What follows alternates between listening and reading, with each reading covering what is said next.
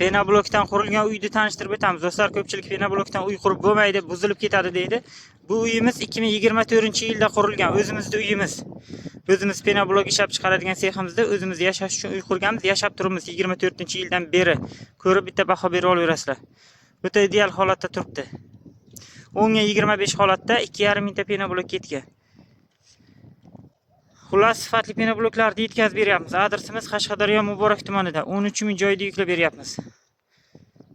Bilmadim, shu uyni ko'rib turib ham negativ yozadiganlar chiqsa agar, bilmadim ularni nima deb atash mumkin. Realni yashab turilibdi.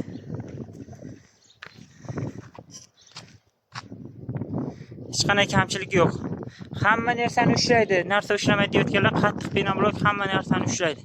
Bemalol ko'ngil to'q qilib, zakaz qilib, kelib ko'rib olib ketaverasizlar. Adresimiz Qashqadaryo Muborak tumanida. Kelib ko'rib olib ketaverasizlar. Konditsioner qotirilgan, arzonlar qotirilgan, parda, televizor, hamma narsa qotirilgan. Ustalar biladi, penoblok qattiq bo'lsa, boshqa g'ishtlarga pishgan g'ishtga nisbatan ham, shlaka blokka nisbatan ham penoblokka narsa qotirish juda oson. Mana bu yoqda Paulina daraxtlarimiz ham 1 yilda uyga juda chiroy berib turibdi.